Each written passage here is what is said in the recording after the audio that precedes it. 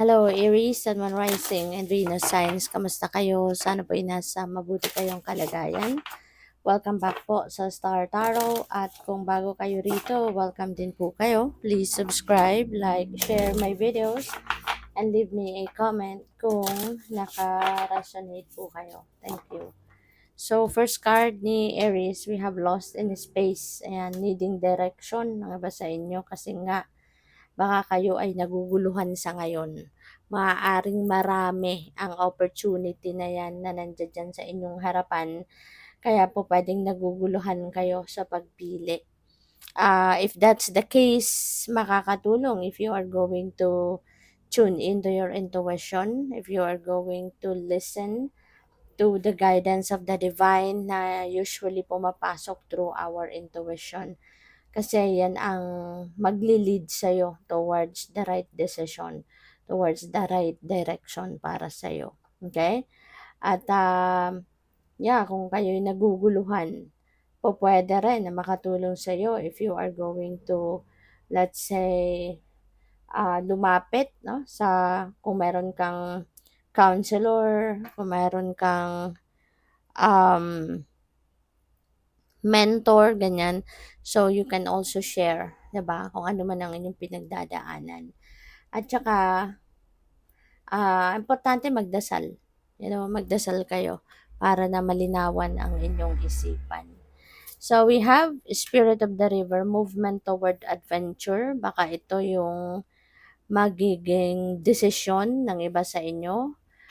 Maaari na you are going to have that courage, eventually magkakaroon na kayo ng tapang, ng direksyon, may isip mo na din siguro kung saan kayo dapat papunta, and you are heading towards adventure.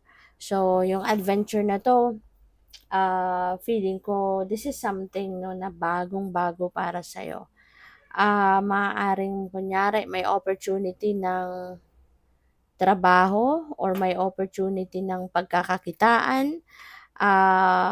Siguro pipiliin mo ngayon kung ano yung totally new for you, something na you've never done before, as in totally new para sa'yo. This is like an uncharted territory, kumbaga, para sa'yo. Maaring yun ang pipiliin mo ngayon, no, na direction na puntahan. So, good luck sa'yo. Kasi po pwedeng magte-take risk ka dito. Maybe you are going to take that leap of faith, 'di ba? At yeah, siguro magiging matapang ka ngayon na subukan, no, ang mga bagong bagay na you've never done before. So, yeah, opportunity. Speaking of opportunity, ayan na nga. So, merong magandang oportunidad na maaaring kakatok sa buhay mo around this time. At maaari, no, na kung ano man ang opportunity na to, kung ito nga yung oportunidad ng trabaho, career, or kung ano man ang pwede ninyong pagkakitaan, baka dito kayo, or ito yung magiging oportunidad na dadating sa inyong dito kayo makakapag-establish ng inyong money, career, and finances, no? Pupuwedeng ito yung magbibigay sa'yo ng stable na pagkukuhanan, no, ng kaperahan, pagkakakitaan. Puwedeng dito kayo, yung bang pang-ano na 'to, panghabang buhay, parang gano'n, 'no?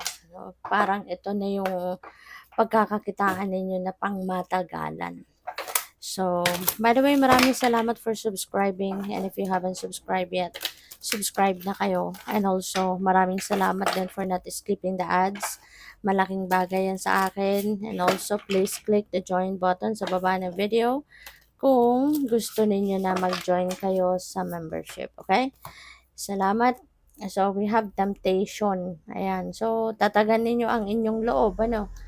Magpakatatag, tibayan ng inyong loob, lakasan ninyo ang inyong kontrol, disiplina sa sarili, at para hindi kayo madala ng kung anumang temptation. Kasi po pwedeng may mga pinangako na kayo sa sarili ninyo, pinangako kayo sa ibang tao na hindi na kayo gagawa ng kung anuman, hindi nyo nababalikan ang kung ano man ang mga dating ginawa niyo na maaaring hindi nakatulong sa'yo, hindi nakapagpaganda ng buhay mo, maaaring nakasama pa 'no, sa inyo. So, do not be tempted to be on that, situation again, okay? So, kontrolin ang inyong sarili. So, we have the Sage, ayan. So, I'm getting the energy of, the Hermit 'no, dito.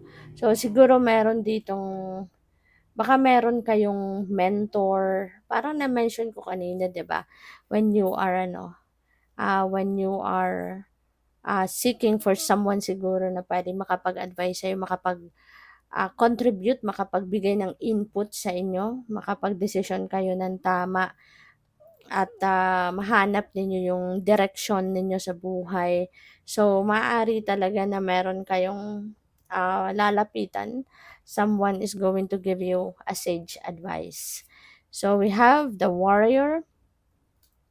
Um, Siguro ngayon 'no, dahil meron nga kayong movement toward adventure, pupuwede na magiging ano talaga kayo sa ngayon, magiging matapang, 'di ba?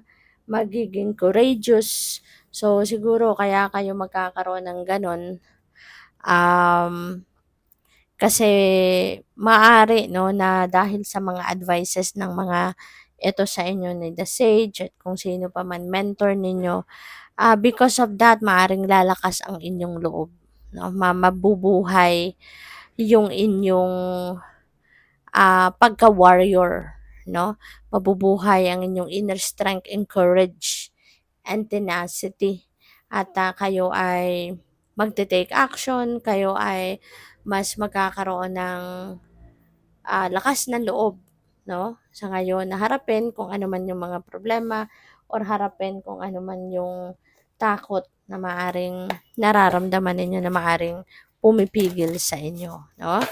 So, tignan natin kung ano pa ang mga mensahe, energies surrounding you and the coming weeks. So, we have wise counselor. Ayan. So, you know what? See the sage, tsaka yung lost in space energy. So, most likely talaga dito, Aries, meron kayong makakausap talaga, someone na maaaring ipapadala sa yung path ng divine para makapagbigay sa iyo ng advice. So, maybe you are seeking for a wise counselor, someone na ano na to, marami na tong pinagdaanan sa buhay, marami na din itong naging experiences 'no, kaya marami nitong mai-she-share sa'yo na learnings in life, marami nitong mai-she-share sa'yo na kumbaga wisdom na pupuwedeng makatulong nga sa inyong sitwasyon. So, we have 5 of air, maaari ano na merong mga bagay or desisyon kayo na ginawa in the past na na-realize ninyong nagkamali kayo doon. Kaya pupuwede na sa ngayon, sa muling, pagdedesisyon ninyo na kung ano mang bagay 'no, ang kailangan ninyong pagdesisyonan sa ngayon, parang maiisip, mababalikan ninyo yon na, "I need to be sure," 'di ba, sa kung ano man ang desisyon na gagawin ko. Kailangan kong magkaroon ng reassessment bago man ako magdesisyon. Pag-iisipan kong mabuti, magre-reassess ako ng mga ginawa ko dati, ano mga naging epekto ng gano'ng approach na ginawa ko sa buhay para maiwasan ninyo na muling magkamali. Kasi tanggap niyo sa sarili ninyo na meron kayong mga mistakes na nagawa in the past. So, we have the world. Ayan. So, napakaganda. See the world energy kasi, ano ito eh, accomplishment and achievement. This is ending and beginning. So, maganda to, exciting kasi meron kayong mga ano dito, tagumpay na makakamit. This is a successful period in your life. Kasi kunyari sa trabaho or career ninyo or business, 'di ba? May mga long-term projects siguro kayong ginawa diyan and finally matatapos mo na. So, in a way, that is a success para sa'yo, mapagtatagumpayan mo na. At, maaari na yung tagumpay na yan is going to open up more doors para sa'yo. Mas maraming oportunidad no? Ang magbubukas para sa'yo. So, yun. You are entitled then to celebrate kung ano man ang mga pagtatagumpayan mo sa ngayon. So, have fun. Pupuwede rin na may travel ito, no? Pupuwedeng magta-travel kayo abroad, puwedeng gano'n for whatever reason. So, good luck. Thank you for watching. Love and light. Namaste.